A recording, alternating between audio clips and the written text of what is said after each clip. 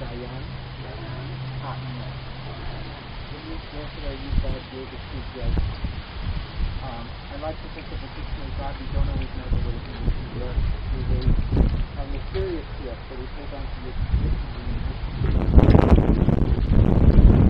and share the vision yourself, or I can do it for you.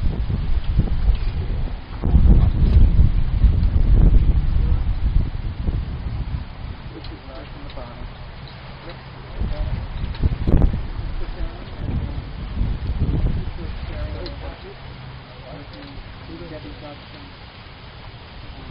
I think we got one first.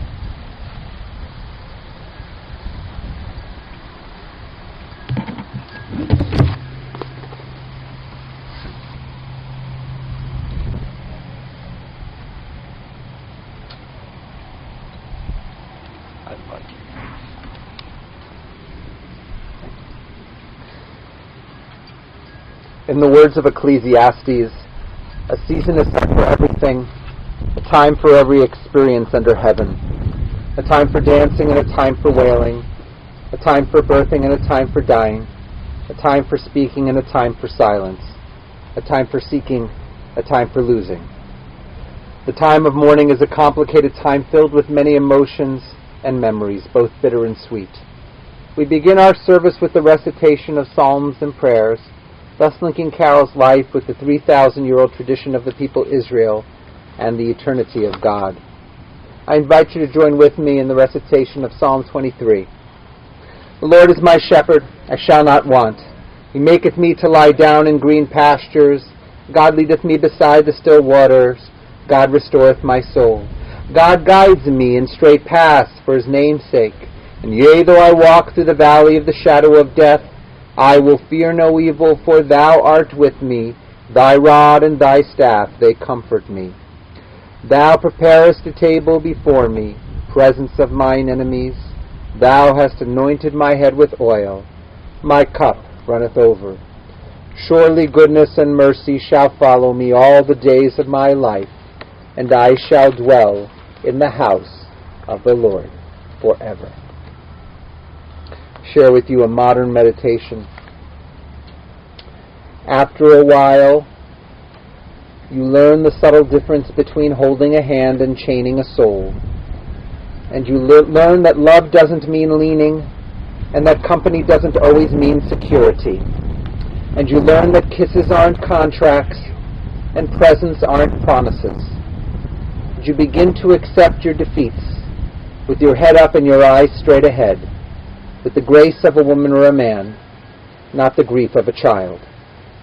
And you learn to build all your roads on today, because tomorrow's ground is too uncertain for plans, and futures have a way of falling down in mid-flight. After a while, you learn that even sunshine burns if you bask too much. So you plant your own garden, decorate your own soul, instead of waiting for someone to bring you flowers. You learn that you really can endure, and that you really are strong, and that you really have worth. And you learn,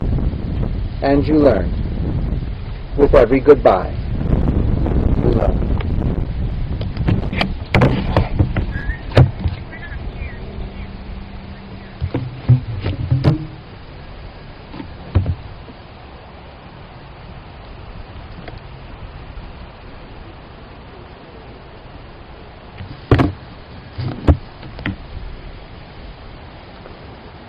This week, we transition to the start of the Torah reading cycle. It is not only a new chapter, but a new beginning. So too, Harvey, Howard, Deborah, Wendy, and Carrie begin a new book in their lives, following the passing of their wife and mother, Carol West. Carol, along with Sherry and Shale, may his memory be a blessing, were born to Carl and Ray Sonkin here in Cleveland. To the day he took his last breaths, Carol talked to her dad every morning over coffee. I missed one sibling. Edith. Pardon me. Carol grew up in Cleveland Heights, just like Harvey. In fact, Harvey remembers how the two met in second grade, although Carol believes the two actually connected in preschool. When they were teenagers, they dated intermittently, but parted ways when Harvey was admitted to Cornell and Carol to OSU. They reconnected later in their college years and fell quite naturally back to each other. The logical next step for them arose, and the two got married, connecting the dots of their lives up until that point. It was the Sheret. It was a fated match.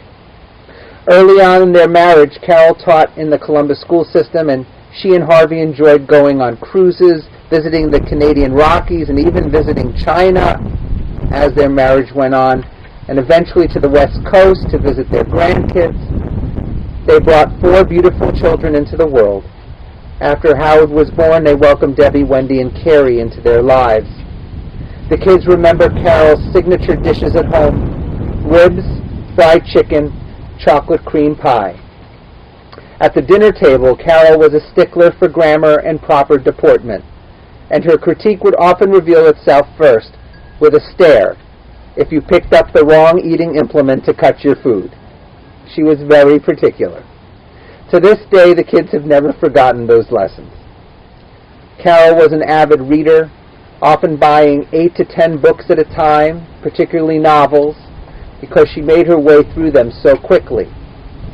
She loved music of many kinds: Paul Williams, Helen Reddy, Barry Manilow, but she also loved classical music and rock, Broadway musicals like Phantom of the Opera. Oh, and she preferred to play her music loudly, and anyone in the house could not only hear it, but they could feel it. It was so loud. She was not known for her careful driving skills, notably taking out the garage door twice. UPS men had to be wary, and also bicycles. Carol was also very particular about foods when she was out to dinner. Carrie shared the following: Mom was very particular and had some very consistent food choices that everyone knows and loves her would appreciate. Tops was extra crispy French fries, of which many of us have indulged over the weekend in memory and celebration of her. She liked her filet with tons of raw garlic. Her signature order was to tell them that when they think they've added enough, add even more garlic. Mussels with tons of garlic. She loved chocolate mousse, Royale ice cream from Baskins and Robbins. Ready?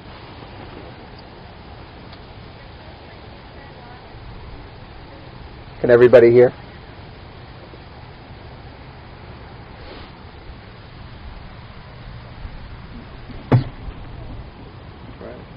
Yeah?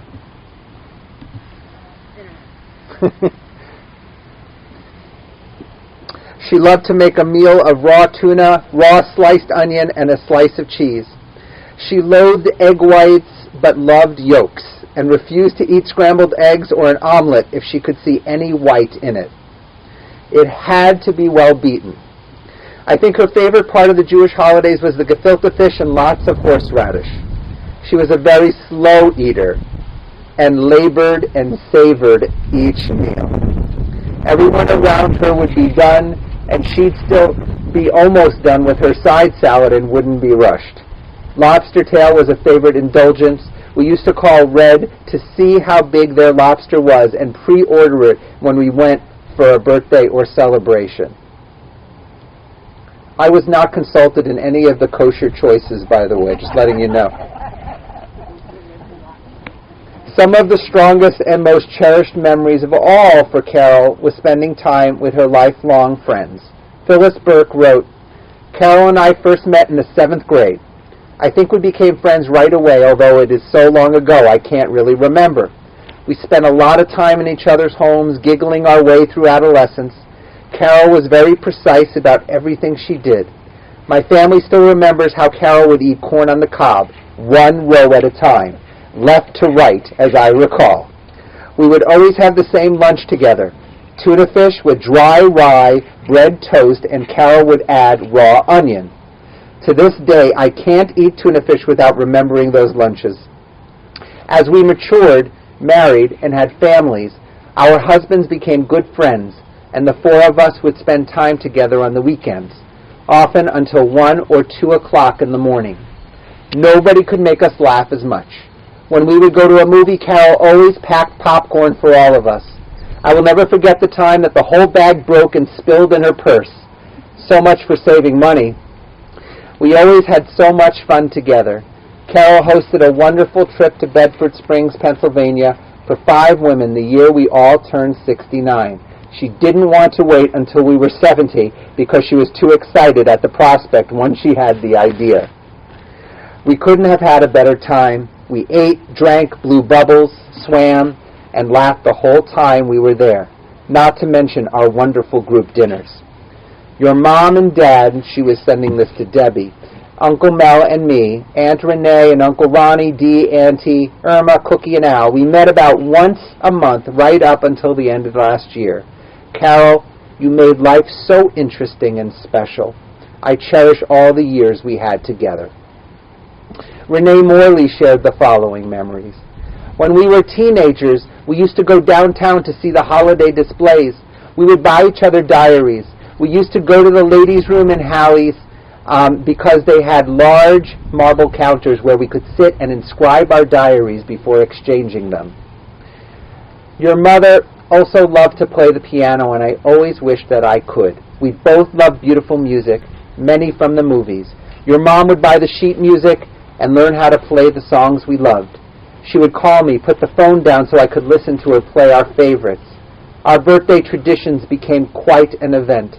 We always needed a booth, not just a table at a restaurant, because we had so very many presents to open. Our gifts were funny, clever, and over time, our favorites were disguised by the presentation and exchanged repeatedly back and forth. Your mom had a wonderful sense of humor. One of her favorite celebrations was the year I did a tribute to her love of Audrey Hepburn. We all know when your mom liked something, she really loved it. One of her favorite places besides New York was Bedford Springs, where many years you had your family reunions. So Carol decided to have her 70th birthday celebration when she was 69, invited her friends, Phyllis, Irma, Cookie, Dee Dee, and me, to be her guests for a weekend getaway in August 2012. Your dad, that must have been some weekend, by the way. Your dad rented a van and drove us there and back, and we had the most wonderful weekend. Laughter, friendship, and beautiful memories made. Your mother loved my family. She would always ask if she could be a cousin and come to our Cousins Club dinners. She also had a special relationship with my parents. When she was at Menora Park, I was always surprised when we spoke that she would mention my parents and how fond of them she was in every conversation.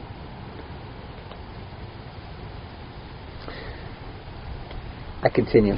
Extended family was also so very special to Carol. The annual Sonkin family reunion, also at Bedford Springs, was a highlight of her year.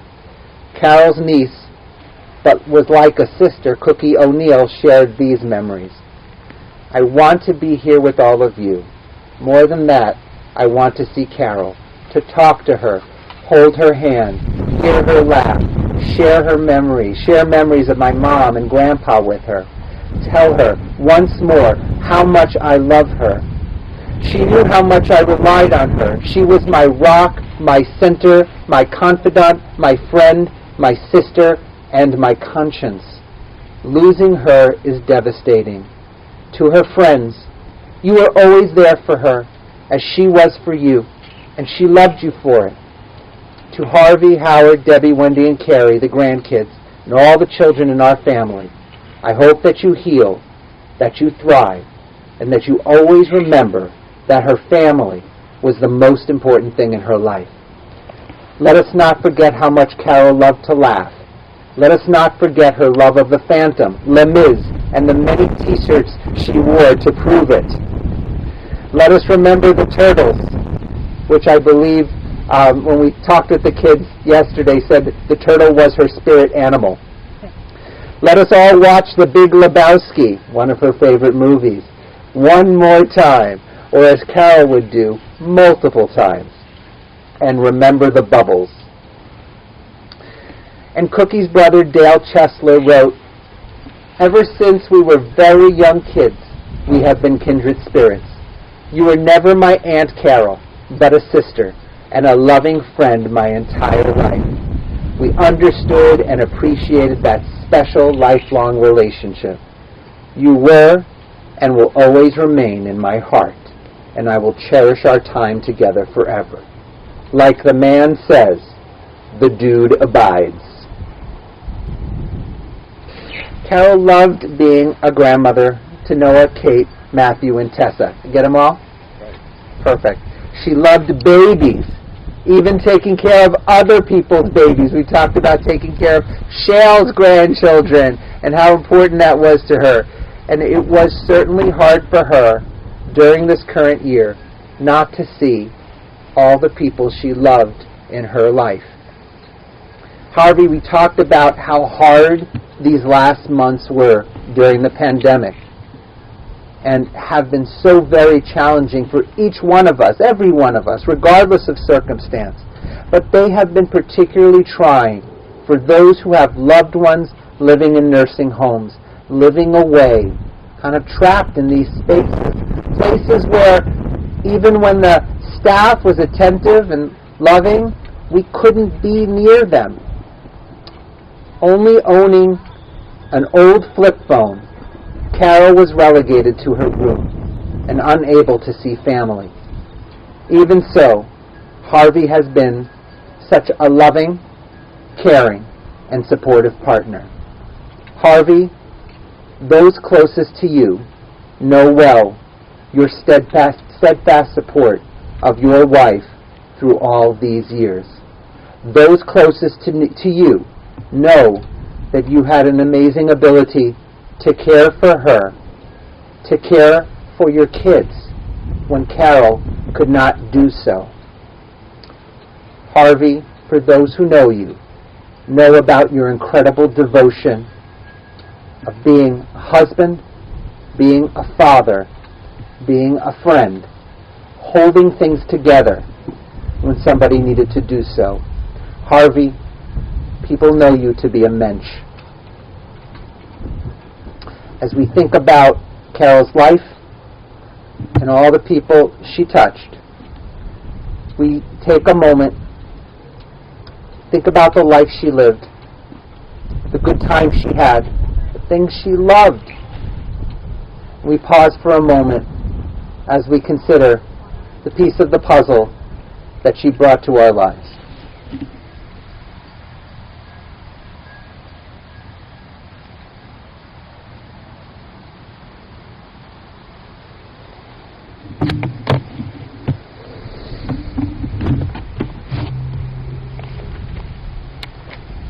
As you are able, I now invite you to rise at your seats for Amalei Rachamim, the memorial prayer.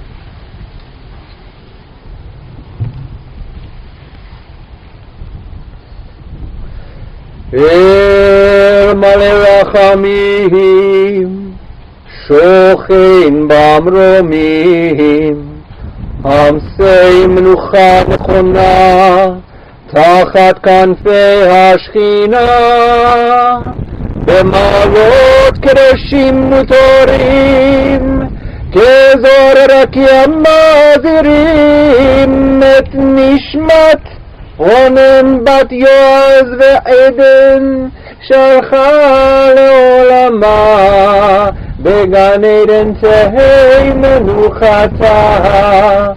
Ana bala rachamim hastireha בסתר כנפיך לעולמים וצרור בצרור החיים את נשמתה אדוני נחלתה ותנוח בשלום על משכבה ונאמר אמן. El Malay Rachamim, exalted, compassionate God, grant infinite rest in your sheltering presence among the holy and the pure to the soul, Carol West, who has gone to her eternal home. Merciful One, we ask that our loved one find perfect peace in your eternal embrace. May her soul be bound up in the bond of life. May she rest in peace. And let us say, Amen. As we turn to the conclusion of our service, before we turn to the mourner's Kaddish, we remember those who survived Carol. Beloved husband Harvey, you shared 55 years of marriage together. Howard and Bernadine, Deborah and Marshall, Wendy and Carrie, Noah, Kate, Matthew and Tessa, her sister Sherry, and we remember in loving memory Shale and Edith and of course her sister Yvette, my sister-in-law. Carol was an avid reader and of course took great joy in her grandchildren and her great nieces and nephews in their early childhoods, a cherished friend to many. The family requests no visitation in light of COVID-19, but contributions are suggested to the gathering place or the American Cancer Society. We now turn to the mourner's Kaddish. You have a card in your hand. Continue. Yitgadal v'yitkadash shemei Rabbah be'alma divra chirutei v'yamlich malchutei b'chayechon uvyomechon uv'chayei dechol beit Yisrael ba'galau v'zman kari v'imru. Amen. Yehei shmei Rabbah mevorach le'olam elomei omaya yitbarach v'yishtabach v'yitpa'ar v'yitromam v'yitnaseh v'yitadar v'yitaleh v'yitalal shemei dekodesha brichu le'elam im kol birchata v'shirata tushbechata v'nechemata da'amiran be'alma v'imru. Amen. Yehei shalom araba min shemaya v'chaim aleinu ve'al kol Yisrael v'imru. Oseh shalom b'mromav hu ya'aseh shalom aleinu ve'al kol Yisrael v'imru. May the source of peace and peace to all who mourn, comfort to all who are bereaved, and we say together, Amen.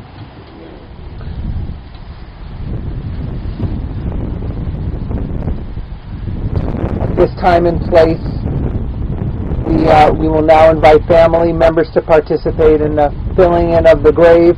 I don't believe there's a shovel, so just kind of take your hand, just take some of the soil in your hand.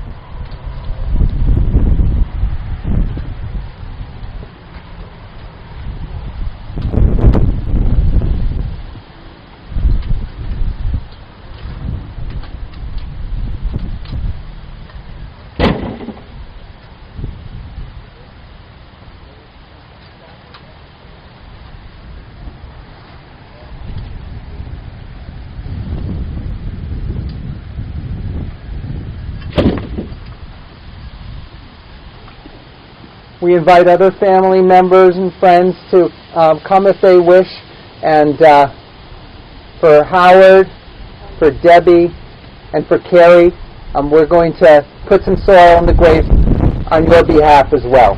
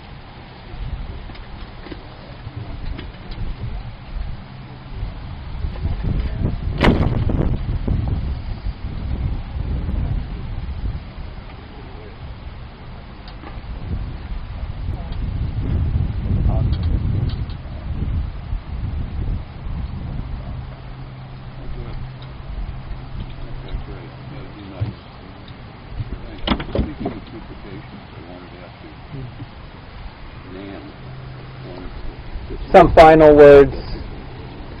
For those who are here, I invite you to share these age-old words in Hebrew and then in English.